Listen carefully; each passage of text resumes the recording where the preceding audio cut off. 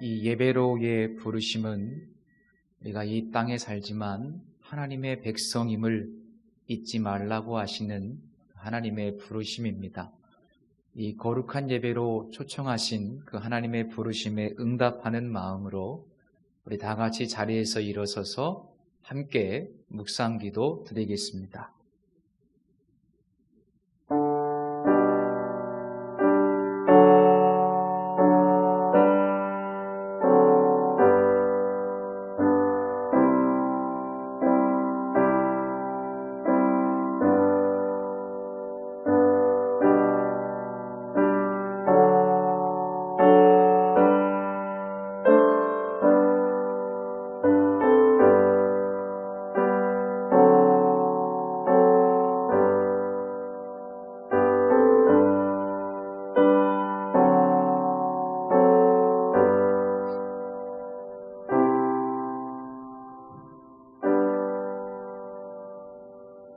아름답고 거룩한 곳으로 여호와께 예배할지어다. 온 땅이여 그 앞에서 떨지어다. 모든 나라 가운데서 이르기를 여호와께서 다스리시니 세계가 굳게 서고 흔들리지 않으리라. 그가 만민을 공평하게 심판하리라 할지로다. 우리 인생의 주인이 되신 하나님 아버지, 저희들은 들풀과 같이 나약하고 유한한 인생인데 하나님의 무한하신 사랑과 권능으로 한 주간을 채워주셨나이다. 주님은 우리의 요새이시요 피난처가 되시는 것을 생활 속에서 다시 한번 깨닫게 하여 주셨나이다. 그 사랑을 가슴에 간직하며 이제는 주님의 이름을 찬송하며 온전한 경배를 드리기 위하여 성전으로 올라왔습니다. 영과 진리로 예배할 수 있도록 성령님께서 친히 우리의 마음을 주관하시고 인도하여 주옵소서. 예수님의 이름으로 기원하옵나이다. 아멘. 우리 함께 고개 들어 주를 맞이해 찬양 드리겠습니다.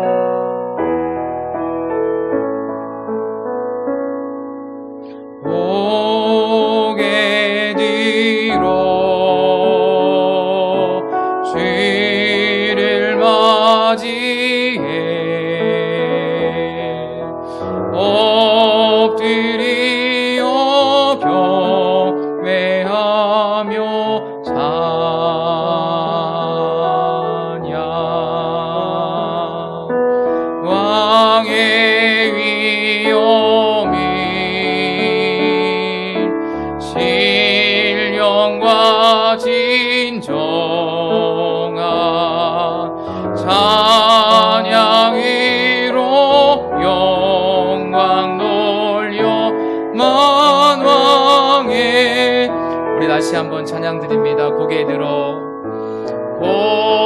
고개 뒤로 주를 맞이해 엎드리어 경배하며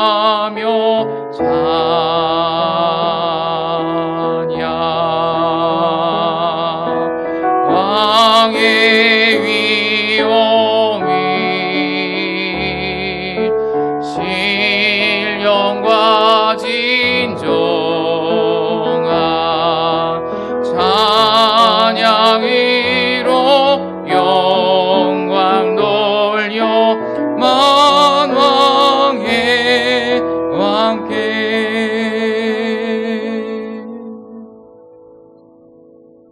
우리 다 같이 사도신경으로 신앙 고백 드리겠습니다. 나는 전능하신 아버지 하나님 천지의 창조주를 믿습니다. 나는 그의 유일하신 아들 우리 주 예수 그리스도를 믿습니다.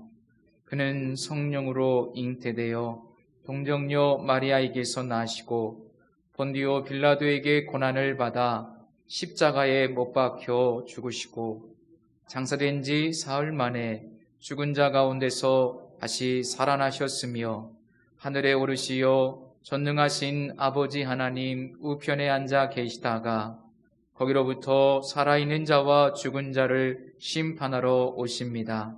나는 성령을 믿으며 거룩한 공교회와 성도의 교제와 죄를 용서받는 것과 몸의 부활과 영생을 믿습니다.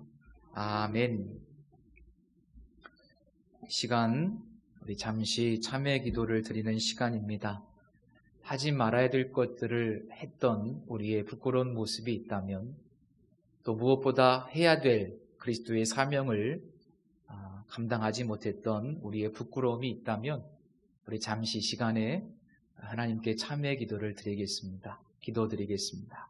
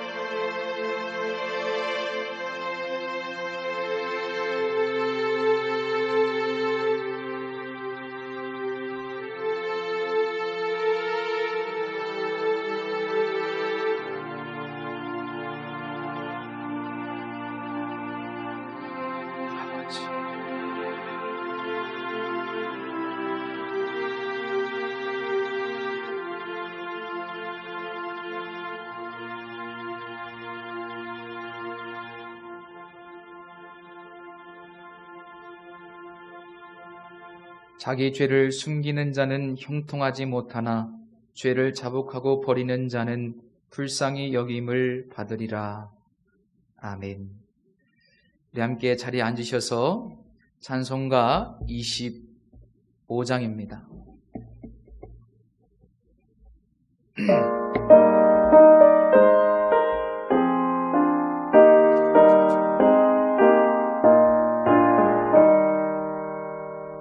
멸류관 보소서 주 앞에 드리세 저 천사 깊은 노래가 온 땅에 퍼지네 내 원아 깨어서 주 찬송하여라 온 백성 죄를 속하신 만왕의 왕일세 멸류관 보소서 주 앞에 드리세 그 손과 몸의 상처가 영광 중 빛나네 하늘의 천사도 그 영광 보고서 고난의 신비 알고자 내림 모아도다 멸류관 보소서 주 앞에 드리세 온 세상 전쟁 그치고 참 평화 오겠네 주 보좌 앞에서 온 백성 엎드려 그 한량없는 영광을 늘 찬송합니다.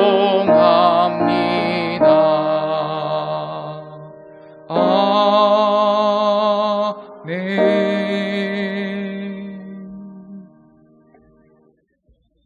교동문 50번 시편 116편 다 같이 기도드리는 마음으로 함께 교동문 낭독하겠습니다. 여호와께서 내 음성과 내 간구를 들으심으로 내가 그를 사랑하는도다.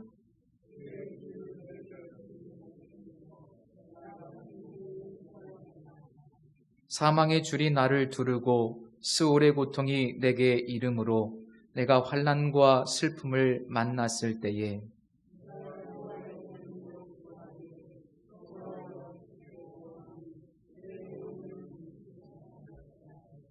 여호와는 은혜로우시며 의로우시며 우리 하나님은 긍휼이 많으시도다.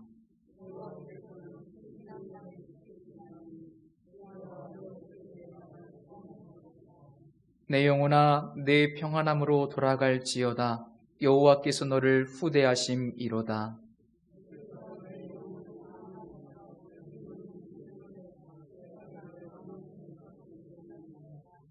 내게 주신 모든 은혜를 내가 여호와께 무엇으로 보답할까?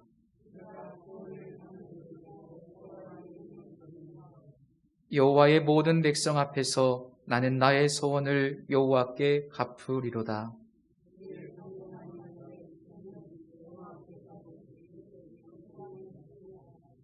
아멘. 찬송가 383장 찬양 드리신 후에 회중을 대표해서 서준석 집사님께서 기도해 주시겠습니다.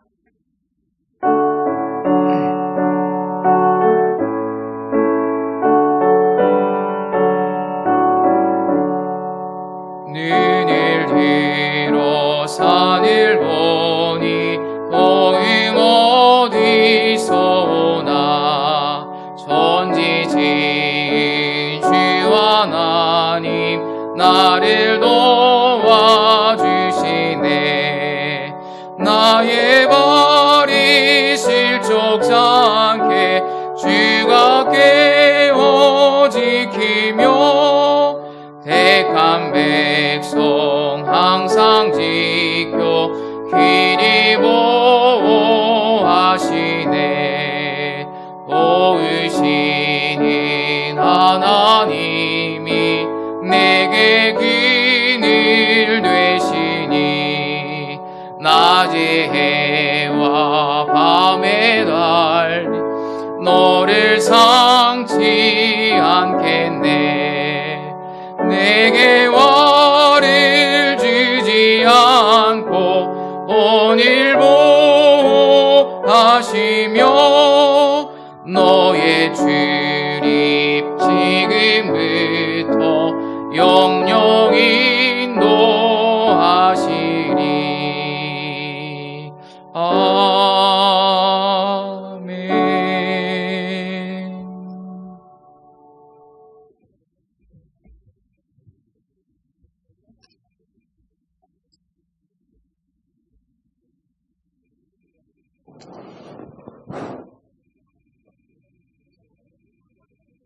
살아계셔서 저희들의 생사화복을 주관하시는 하나님 아버지, 저희들 주님의 날 주님전에 나와서 예배드리게 하심을 감사합니다. 어느 곳에든지 주님의 이름으로 예배드리는 곳마다 성령님께서 함께 하셔서 저희들의 드리는 예배가 하나님께 상달되는 예배가 되게 하옵소서. 하나님 아버지, 하나님 나라가 하늘에서 이루신 것 같이 이 땅에도 하나님 나라가 이루어 주시옵소서. 우리 마음에 임하시고 우리 교회에 임하시고 이 나라에 임하여 주시옵소서. 오직 주님만 섬기게 하옵소서. 이 땅에 하나님의 나라를 세워 주시옵소서. 2022년도 3월달에 대통령 선거를 지켜주시옵소서. 많은 사람들이 자기가 대통령이 되어야 한다고 하고 있습니다. 하나님 아버지, 이번 대통령만은 진정으로 하나님을 경외하며 하나님을 두려워하는 참전 대통령이, 국민을 사랑하는 대통령이 나오게끔 하나님의 자녀들이 기도하게 하여 주시옵소서. 이번 대통령은 국가 지도를 바로 세울 수 있게끔 하소서. 요새 코로나19가 많이 번지고 있습니다. 하나님 아버지, 코로나19를 멸하여 주시옵소서. 저희 비전교회를 기도합니다. 우리 비전교회를 사랑하심을 감사합니다. 우리 비전교회를 통하여 세종시의 복음화를 전하는 통로가 되게 하여 주시옵소서. 안혜성 목사님 사랑하심을 감사합니다. 우리 비전교회를 하나님 말씀 안에서 지혜하여 주시고 하나님 아버지 우리 비전교회 성도들이 자기 맡은 일에 충성하여 자기 맡은 직분을 잘 감당하게 하시고 하나님께 영광 돌리는 삶으로 인도하여 주시옵소서.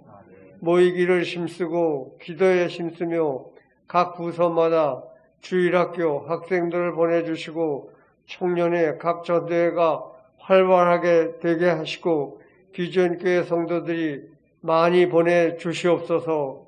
항상 기도문을 열어주시고 찬양에 하는 성도들이 되게 인도하여 주시옵소서. 우리를 구원하신 예수 그리스도 이름으로 기도드립니다. 아멘.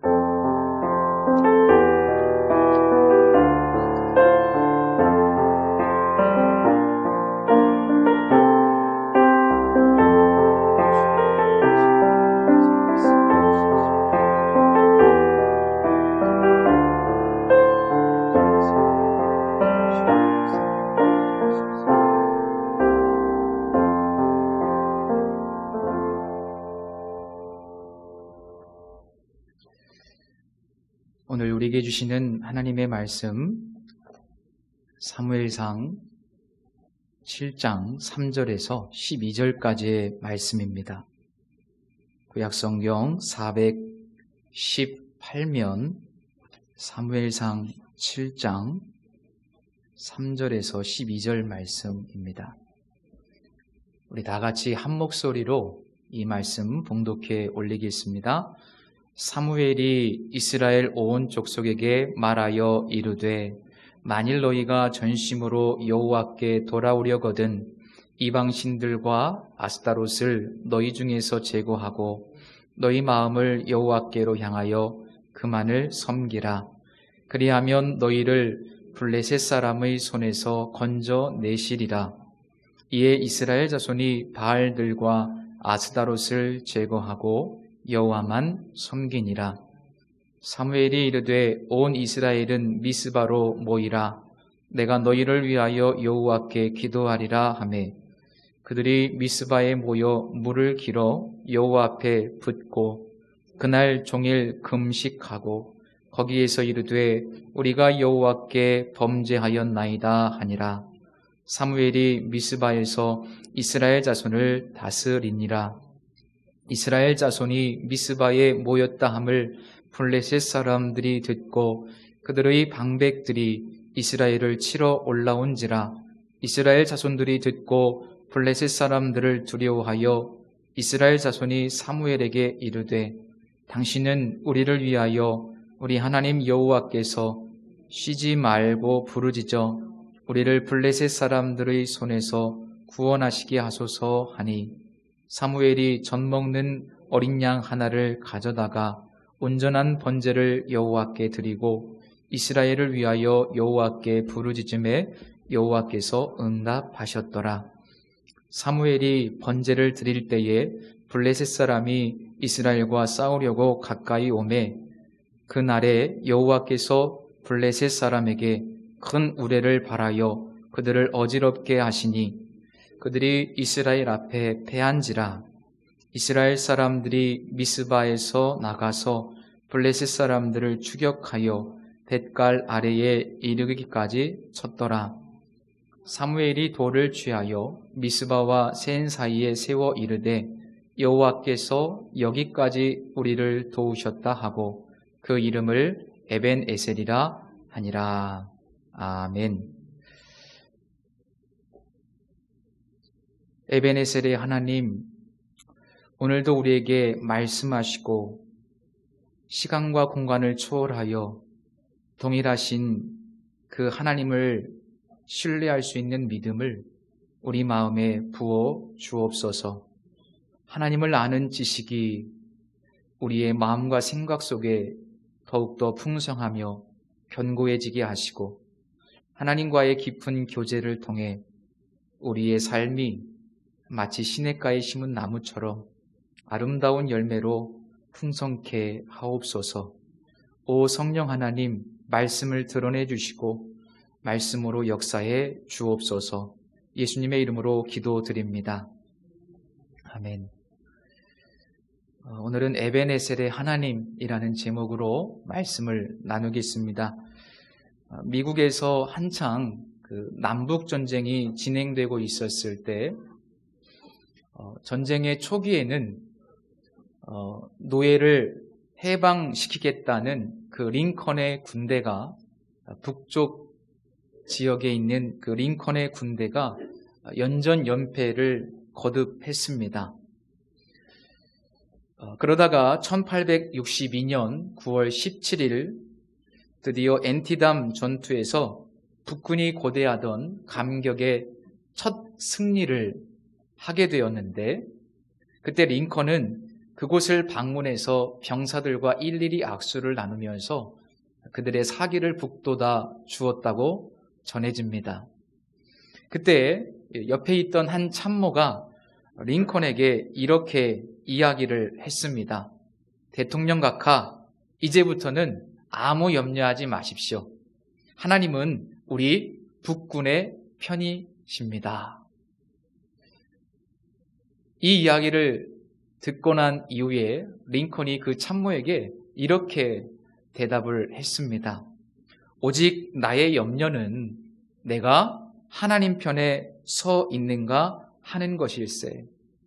우리가 하나님을 향해 서 있기만 하면 언제나 하나님은 우리 편이 되어 주신다네.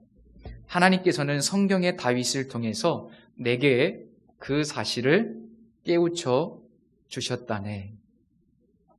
성도 여러분, 우리는 하나님 편에 서 있습니까? 우리는 하나님의 도우심을 원합니다. 그리고 하나님께서 내 편이 되어주시기를 원합니다. 그런데 그것보다 좀 더 본질적인 질문은 과연 우리가 하나님 편에 서 있는가 하는 질문입니다. 오늘 본문은 이스라엘 백성들이 하나님의 도우심을 얻어 블레셋과의 전쟁에서 기념비적인 승리를 얻었다는 내용입니다. 사무엘은 이 승리를 기념하는 의미로 돌을 취해서 그곳에 세우고 그 돌의 이름을 에벤에셀이라고 부릅니다. 에벤에셀을 직역하면 도움의 돌이라는 뜻인데 오늘 성경에서는 그 의미를 조금 더 자세하게 풀어놓고 있습니다. 여호와께서 여기까지, 여호와께서 이렇게까지 우리를 도우셨다. 이렇게 설명해주고 있습니다. 이 본문의 내용을 조금 더 풍성하게 이해하기 위해서 그 전에 어떤 사건들이 있었는지를 우리가 살펴볼 필요가 있습니다. 사무엘상 4장에 보면 적어도 약 20년 전쯤인데 블레셋이 이스라엘을 침략했던 사건을 기록하고 있습니다. 4장 1절을 보니까 이스라엘은 나가서 블레셋 사람들과 싸우려고 에벤에셀 곁에 진치고 블레셋 사람들은 아벡에 진쳤더니 라고 당시의 상황을 전하고 있습니다. 이 구절에 나온 지명을 주의 깊게 보시면 그 당시에도 에벤에셀이라는 지역, 물론 그 당시에는 이 지역의 이름이 에벤에셀이 아니었겠지만 어쨌든 승리한 지역과 동일한 지역에서 전쟁이 벌어졌던 것을 확인할 수 있습니다. 그런데 그 사무엘상 4장에 나오는 첫 번째 전투에서 이스라엘 백성들이 패하게 되지요. 그리고 이스라엘의 군사 약 4,000명이 전사를 하게 됩니다. 그 충격적인 패배 이후에 이스라엘 백성들은 어떤 방법을 취하게 됩니까? 저 실로에 있는 여호와의 언약궤를 가져다가 이 전쟁터로 가지고 오면 우리가 승리하지 않겠는가, 그런 생각을 하게 됩니다. 그래서 사람들을 보내서 저 실로에 있는 언약궤를 전쟁터로 가지고 옵니다. 그들은 그저 여호와의 임재의 상징인 이 언약궤만 있으면 이 전쟁에서 무조건 승리할 수 있다, 이렇게 생각을 한 거죠. 그런데 전쟁의 결과는 어떻게 됐습니까? 이스라엘의 참패로 끝납니다. 이스라엘 군사 약 3만 명이 죽임을 당하게 되고 하나님의 법궤마저 빼앗겨버리는 정말 큰 수모를 당하고 맙니다. 우리 성경 5장 1절을 한번 펴보실까요?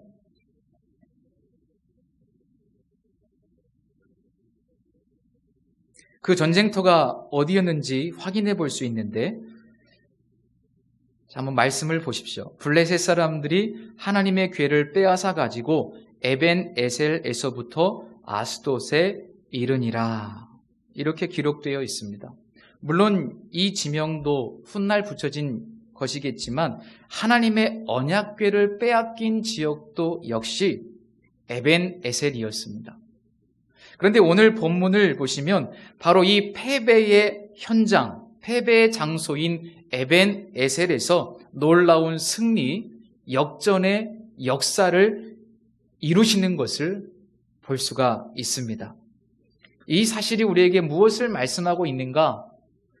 같은 지역, 같은 상황, 또 같은 조건일지라도 그곳에 하나님의 도우심이 있다면 반드시 승리할 수 있고, 그러나 반대로 하나님의 도우심이 없다면 패배할 수밖에 없다는 사실입니다.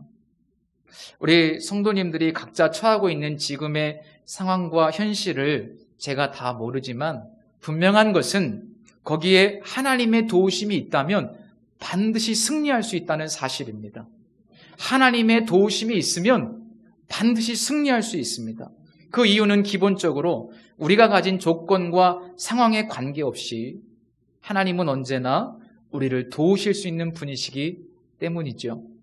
그래서 사실 우리는 상황과 환경이 좋지 않아도 그것만 보고 절망하거나 낙심할 필요가 없습니다. 승리를 경험할 수 있어요. 하나님의 도우심만 있다면. 그러나 또 반대로 내가 가진 조건과 내가 가진 실력과 상황이 아무리 좋을지라도 마치 이스라엘 백성들이 하나님의 언약궤를 가져와서 전쟁에 참여하듯 우리가 가진 조건들이 너무나 좋다고 할지라도 그럼에도 불구하고 결정적으로 하나님의 도우심이 없다면 우리는 우리가 진행하는 일들을 통해서 혹은 영적인 전쟁에서 승리할 수 없을 겁니다. 연약한 우리의 인생에는 이 하나님의 도우심이 절대적으로 필요하다는 인식이 먼저 우리 성도님들의 마음속에 깊이 각인될 수 있기를 축복합니다. 이런 깊은 인식에서 나온 진솔한 고백이 바로 시편 121편 1절과 2절 말씀입니다. 내가 산을 향하여 눈을 들리라. 나의 도움이 어디서 올까? 나의 도움이 천지를 지으신 여호와에게서로다. 유한한 나에게는 무한하신 하나님의 도우심이 절대적으로 필요하다는 깊은 자각과 함께 천지를 지으신 여호와는 그야말로 온 우주 만물을 창조하신 하나님이신데 그분은 어떤 방식으로든지 분명히 나를 도우실 수 있다는 깊은 확신이 이 시인의 고백 속에 녹아져 있습니다. 이 고백이 우리 모두의 진심 어린 고백이 될 수 있기를 주님의 이름으로 축복합니다. 제가 서두에 과연 우리가 하나님 편에 서 있는가 하는 질문을 던졌습니다. 이 질문은 어떤 조건에서 하나님께서 우리를 도우시는가라는 질문으로 환원할 수 있습니다. 좀 전에 에벤에셀에서 빼앗긴 법궤에 대한 내용을 함께 보았는데 그 법궤는 7개월 만에 다시 이스라엘의 기랏 여아림이라는 곳으로 돌아옵니다. 하나님께서 하나님의 영광을 스스로 지키시는 것을 볼 수 있죠. 그 과정이 사무엘상 5장과 6장에 기록되어 있습니다. 그 내용을 다 살펴보진 않겠지만 중요한 것은 그 법궤가 블레셋 땅에 들어간 그 순간부터 약 7개월 동안 블레셋 사람들은 정말 큰 고통을 당합니다. 정말 큰 고난을 당합니다. 하나님의 능력에 압도된 그들은 결국 어쩔 수 없이 그 하나님의 법궤를 이스라엘 지역으로 다시 돌려보내게 되지요. 자, 우리 오늘 본문 이전에 7장 2절 말씀을 한번 보시겠습니다. 궤가 기럇 여아림에 들어간 날부터 20년 동안 오래 있은지라 이스라엘 온 족속이 여호와를 사모하니라. 하나님의 언약궤가 실로가 아닌 기럇 여아림이라는 이스라엘 변방에서 20년 동안 머물게 됩니다. 그 하나님의 임재의 상징인 법궤는 블레셋 땅에서는 스스로 넘어왔습니다. 하나님께서 그렇게 하셨습니다. 그렇다면 이스라엘 땅으로 넘어온 이 법궤가 당시 빼앗기기 이전에 있었던 그 중앙 성소인 실로라고 하는 장소로 얼마든지 하나님께서 법궤를 옮겨 놓으실 수 있습니다. 그런데 하나님은 그렇게 하지 않으십니다. 아니, 정확하게 표현하면 법궤는 이스라엘 중심부로 들어갈 수가 없었습니다. 저는 이 모습이 마치 이스라엘과 하나님과의 소위 밀당처럼 보입니다. 아이들이 쓰는 은어 중에 밀고 당긴다 이런 표현이 있거든요. 그걸 줄여서 밀당이라고 하는데 하나님이 중앙 성소로 들어오지 않으시고 저 변방에 머무시면서 뭔가를 이스라엘 백성들에 요구하시면서 밀당하고 있는 마치 그런 상황처럼 보입니다. 약 20년 동안 이스라엘의 변방에 머물러 있는 이 법궤는 중심으로 들어오지 못하고 저 기럇 여아림에 있는 이 법궤의 모습은 마치 그 당시에 이스라엘 백성들과 하나님과의 관계를 상징하고 있습니다. 그래서 하나님께서 그 중심에 들어오지 않으시고 저 변방에 하나님의 법궤를 두시면서 마치 이스라엘 백성들을 향해서 너희가 내게로 돌아오기를 원한다. 마치 하나님께서 20년 동안이나 기다리시면서 침묵 시위를 하시는 것처럼 보입니다. 내게로 돌아오라. 언제까지 너희들을 기다려야만 하겠느냐. 20년 동안 하나님은 그렇게 무언의 메시지를 이스라엘 백성들에게 보내셨다고 믿습니다. 그들은 승리를 원했어요. 그들은 성공을 원했습니다. 그런데 정작 하나님을 원하지는 않았던 겁니다. 성도 여러분, 진정 하나님의 도우심을 원하신다면 하나님이 주실 수 있는 어떤 승리, 어떤 성공, 어떤 도움보다 하나님 그분이 더 우선되시기를 축복합니다. 이것이 중요합니다. 하나님 그분이 더 우선되어야 합니다. 결국 중요한 것은 관계죠. 관계. 하나님이 내 삶의 중심이 될 수 있도록 비유하자면 저 변방에 머물러 있는 하나님의 법궤가 이스라엘 중심으로 들어올 수 있도록 관계를 회복해야 돼요. 관계를 회복해야 돼요. 그래야 하나님이 도우실 수 있습니다. 다시 한번 2절을 보시면 이스라엘 온 족속이 여호와를 사모하니라 이렇게 말씀하고 있는데 이 사모한다라고 하는 표현을 좀 더 정확하게 번역하면 슬퍼하다 혹은 울부짖다 이런 의미입니다. 이 표현은 이스라엘 백성들이 비로소 20년이라는 시간이 흘러 하나님과의 관계 회복을 간절히 원하게 되었다. 이런 의미입니다. 하나님의 도우심을 구하기보다 먼저 하나님과의 올바른 관계 회복을 간절히 사모하시는 우리 성도님들 되시기를 축복합니다.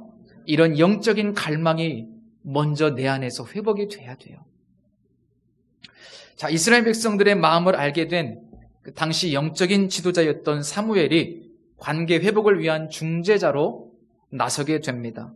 그는 선포합니다. 너희가 전심으로 여호와께 돌아오려거든 이방 신들과 아스타롯을 너희 중에서 제거하고 너희 마음을 여호와께로 향하여 그만을 섬기라. 여기서 이방 신들이라는 표현을 보면 복수형입니다. 또 아스타롯이라는 표현도 사실은 복수 형태로 쓰였습니다. 그러니까 이 사무엘의 요구는 조금도 남겨놓지 말고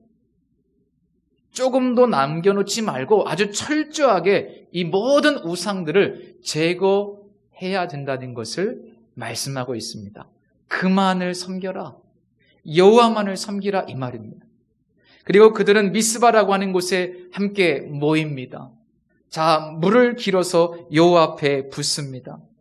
이 의식은 마음을 쏟는 철저한 회개를 의미합니다. 물을 쏟는다는 것은 슬픈 마음을 하나님께 쏟는다는 거예요. 그야말로 기도와 금식을 하면서 그들은 하나님 앞에 철저하고 진정한 회개의 시간을 갖습니다. 우리가 하나님의 도우심을 구하는 것보다 더 중요한 건 관계 회복인데 그 관계 회복의 모습을 오늘 이 장면에서 우리가 발견할 수 있죠. 결국 이 과정을 통해서 사무엘이 의도했던 것, 하나님께서 이스라엘 백성들에게 원하셨던 그 관계의 본질은 다른 것이 아닙니다. 제1계명의 회복입니다. 나 이외에는 다른 신들을 내게 두지 말지니라. 여기서 중요한 두 번째 깨달음은 관계 회복을 위해서는 철저하고 완전한 돌이킴이 있어야 한다는 것이고, 자, 그것과 함께 제1계명의 회복이 하나님께서 원하시는 본질이라는 사실입니다. 이것이 관계 회복의 첫 번째 단추이고 사실은 전부입니다. 하나님을 하나님 되게 하시는 것, 하나님만을 사랑하는 것, 하나님만을 예배하는 것, 그것이 하나님께서 원하시는 본질이에요. 이 미스바에서 영적인 부흥이 일어나는데 이 시점까지 법궤가 저 변방의 기랏 여아림이라는 곳에 20년 동안 머물러 있었다는 것은 하나님께서 우리에게 철저하고 진정성 있는 회개를 원하셨다는 것이죠. 그리고 더불어 제1계명의 회복, 그것이 얼마나 중요한지 하나님께서 우리에게 말씀하시는 사건이라고 저는 믿습니다.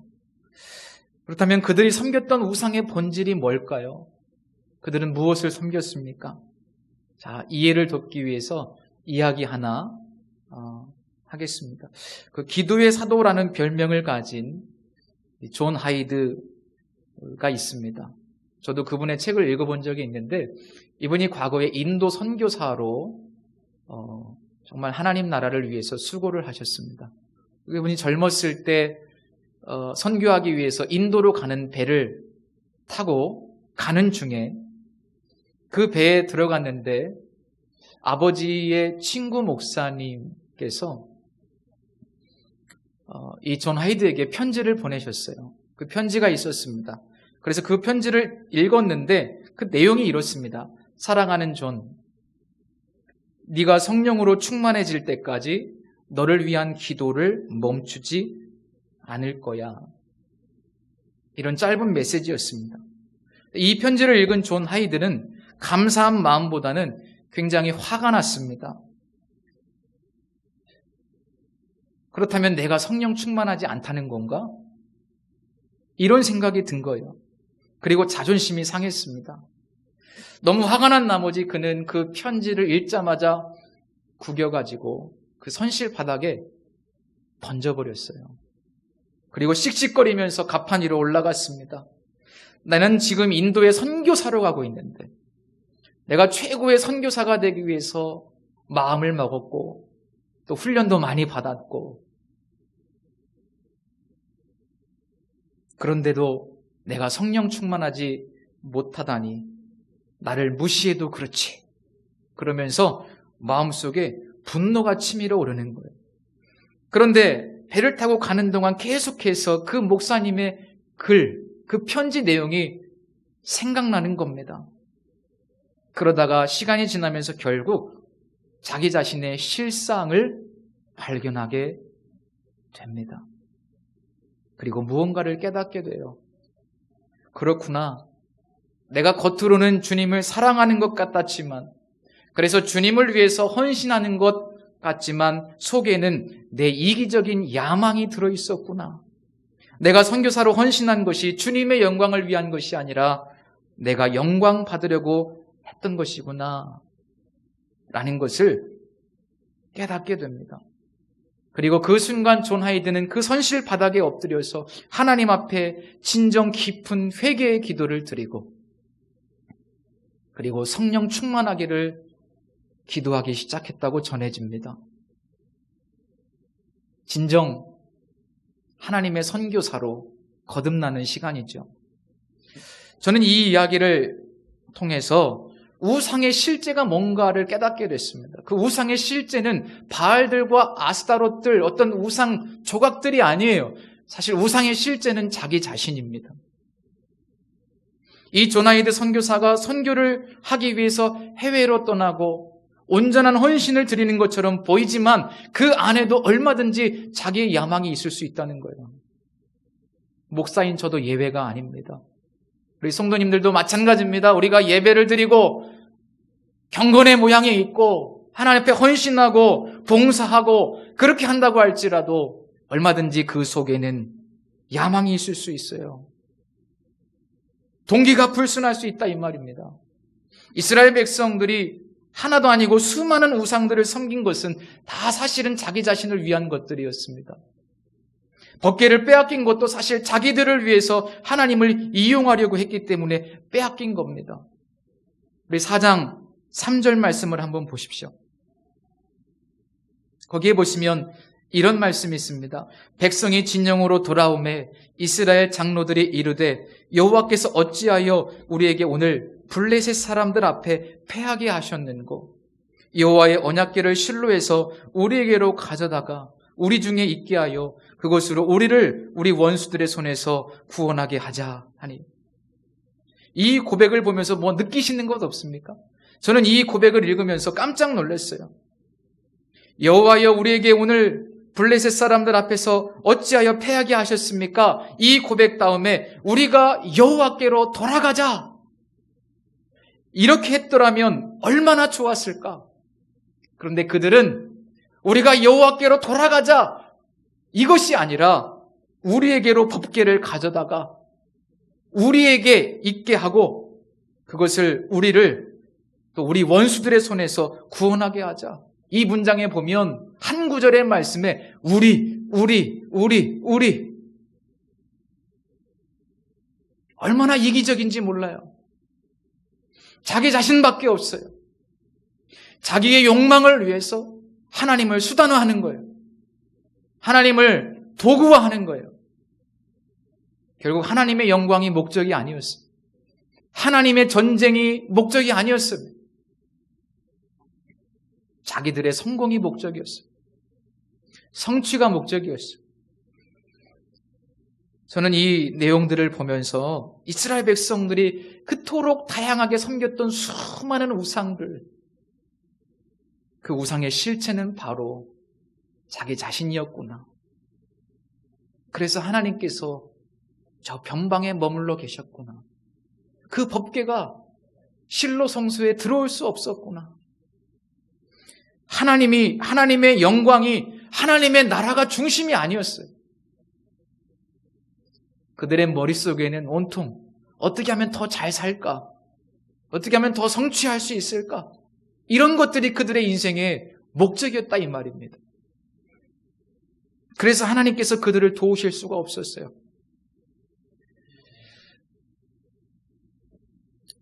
하나님의 도움보다 무엇이 더 중요합니까?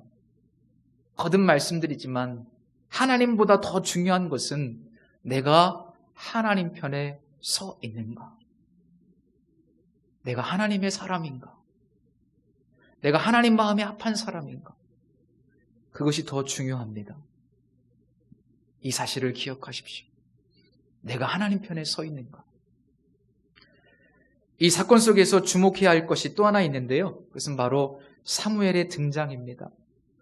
법궤가 저 기랏 여아림에 머물러 있었던 그 20년이라고 하는 긴 시간 동안 하나님은 당신을 위해서 중보자 사무엘을 준비하셨습니다. 하나님은 그 20년이라는 기간 동안 그저 가만히 계시지 않았습니다. 오히려 먼저 화해하시기 위해서 메신저를, 중보자를 준비하셨습니다. 사무엘상 2장 35절을 읽어보니까 이런 말씀이 있어요. 내가 나를 위하여 충실한 제사장을 일으키리니 그 사람은 내 마음 내 뜻대로 행할 것이라.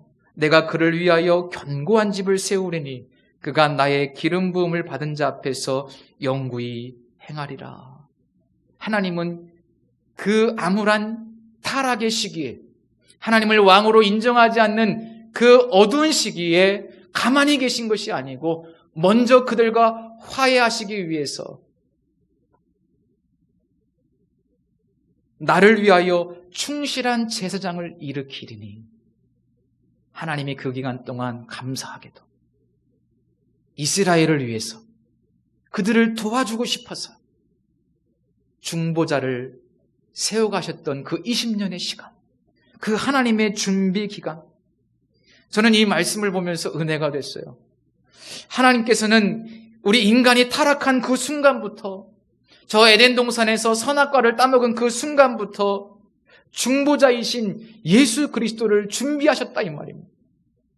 이 긴 시간 동안 역사 속에서 하나님은 우리에게 무관심한 것이 아니라 우리를 정말로 불쌍히 여기셔서, 그리고 우리를 도와주고 싶으셔서 이 긴 시간 동안 역사 속에서 예수 그리스도를 준비하셨습니다. 그리고 먼저 화해 손길을 내밀어 주셨어요. 사도 요한은 요한 1서 4장에서 아주 짧지만 이런 메시지를 우리에게 주고 있습니다. 우리가 사랑함은 그가 먼저 우리를 사랑하셨습니다. 우리가 하나님을 사랑할 수 없었습니다. 하나님을 알 수 없었습니다. 하나님께서 화해자를 준비해 주시고 긴 시간 동안 우리에게 다가오셨고 드디어 우리에게 메신저를 통해서 화해 메시지를 전해주셨기 때문에 우리가 오늘 이 자리에서 하나님을 예배할 수 있었습니다. 그래서 우리는 자랑할 것이 아무것도 없어요. 하나님의 은혜입니다. 오늘 우리가 읽은 이 본문은 관계 회복을 위해서, 그 목적은 도와주시고 싶어서, 관계 회복을 위해서 하나님께서 만드신 그 화해의 사건이라고 저는 생각합니다. 그래서 여기까지 여호와께서 우리를 도우셨다라고 하는 이 고백은 전에 블레셋에 패배한 것을 완전히 역전할 때까지 우리를 도와주셨다, 이런 신학적인 의미도 있지만 더 중요한 의미는 이스라엘과의 껄끄러운 관계를 청산하시기 위해서 이스라엘을 도와주고 싶어서, 사랑하는 그 백성들을 축복하고 싶어서 관계를 회복하기까지 하나님이 도우셨다, 이런 의미로 받아들일 수 있습니다. 우리가 예수 믿게 된 것은 성령님의 도우심이죠. 우리가 주님 앞에 설 수 있게 된 것, 예수 그리스도의 십자가 사건 때문에 우리는 오늘 담대히 주님의 보좌 앞에, 하나님의 보좌 앞에 나가서 기도할 수 있게 되었습니다. 결국 하나님의 은혜와 도우심으로 화해가 이루어졌고, 그 화해 때문에 우리는 하나님 도우심을 얻게 되었다 이 말입니다.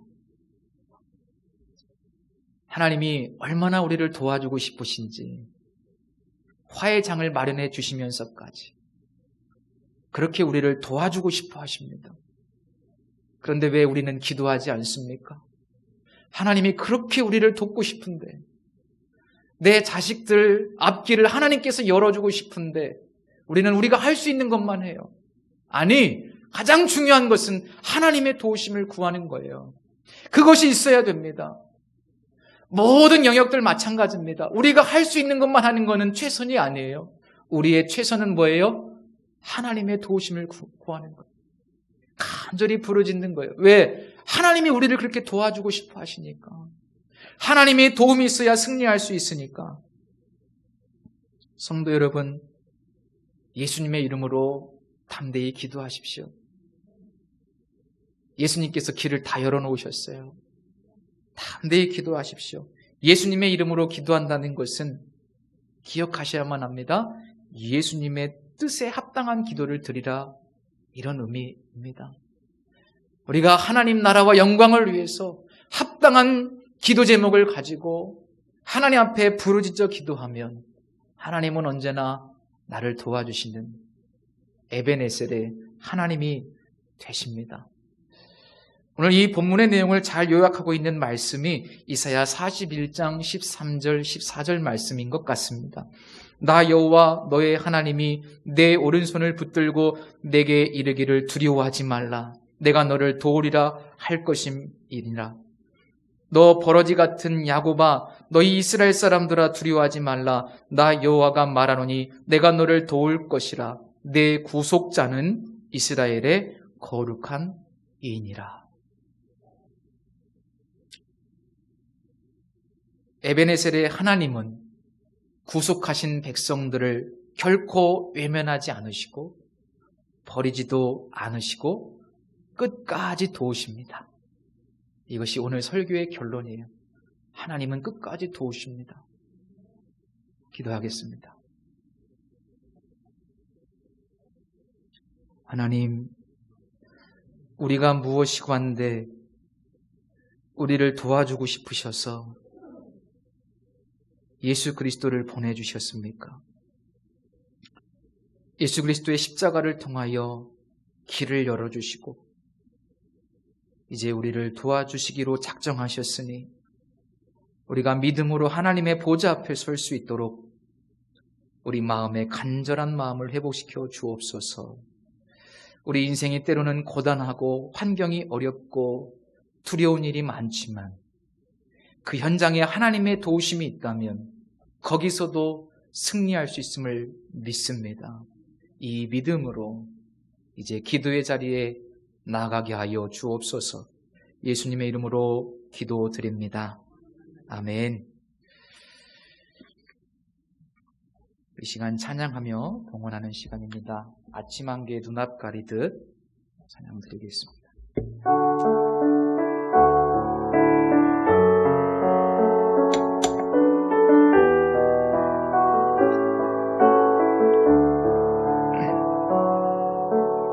아침 한개 눈앞 가리듯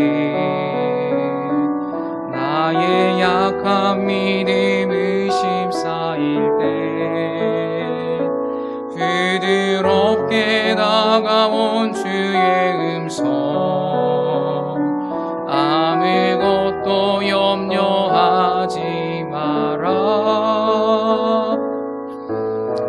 빗줄기의 바위 패이듯 나의 작은 소망 사라져갈 때 고요하게 들리는 주의 음성 내가 너를 사랑하노라. 외로움과 방황 속에서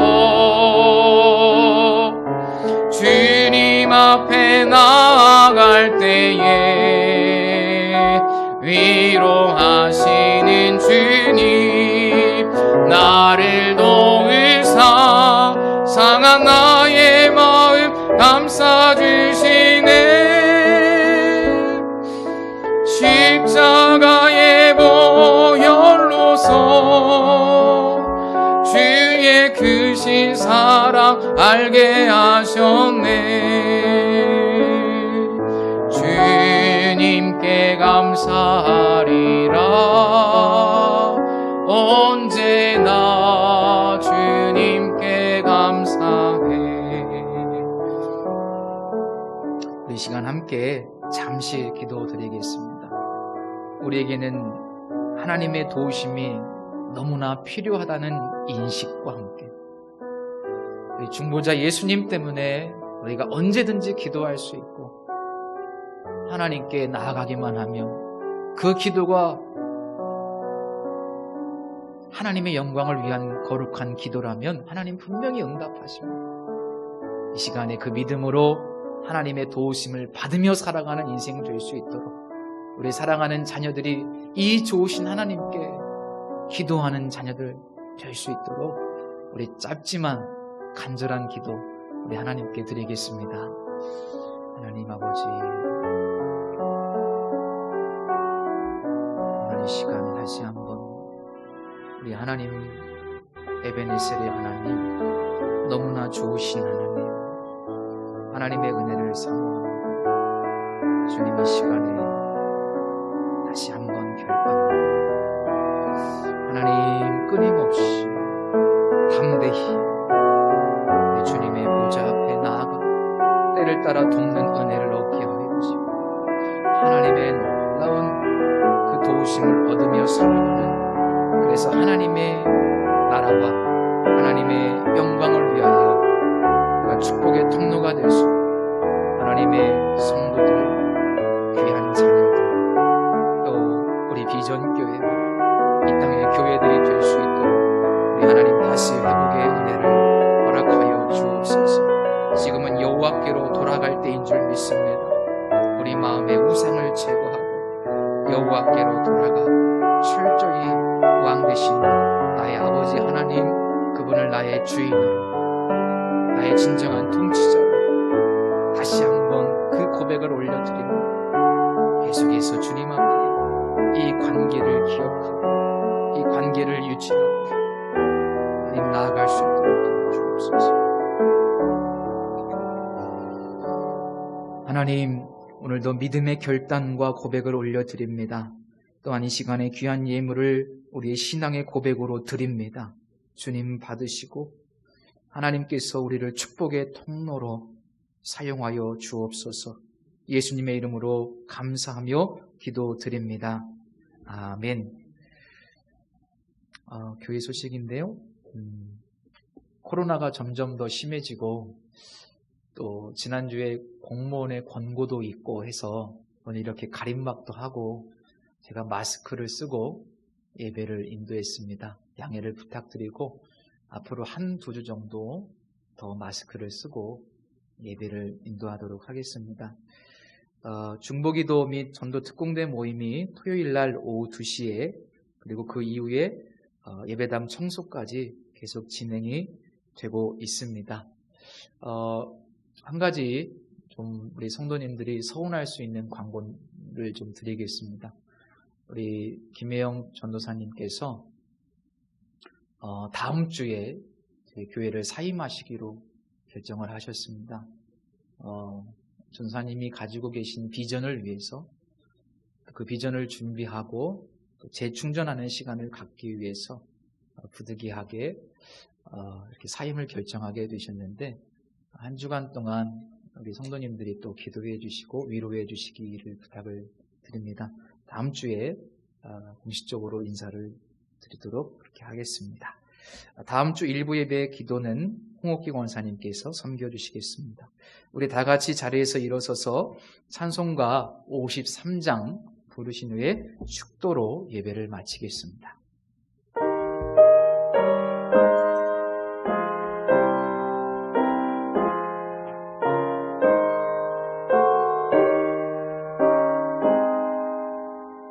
성전을 떠나가기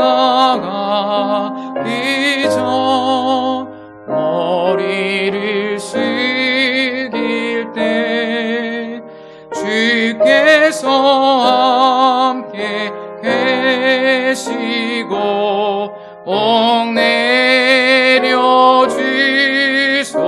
주소서. 집 위로 돌아가는 길 주 동행하시고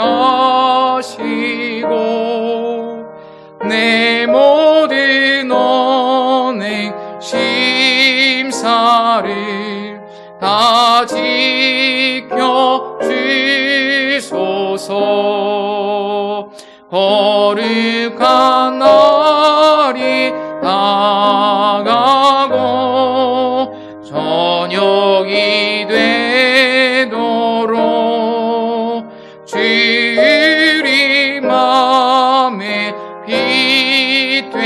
보혜사 늘 계시옵소서.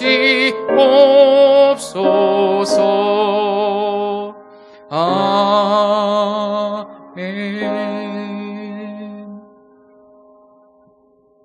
지금은 이 교회의 머리가 되시는 예수 그리스도의 은혜와 하나님의 무한하신 사랑하심과 성령님의 교통하심이 에베네셀의 하나님, 그 하나님이 오늘도 나의 도움이 되어주시고 그 보좌 앞에 담대히 나아가 부르짖기만 하면 하나님이 우리의 도움이 되어주신다는 사실, 그 믿음 가지고 기도하기로 다짐하는 우리 성도들 머리머리 위에, 우리의 사랑하는 자녀들 위에 이제로부터 영원토록 함께 계실지어다.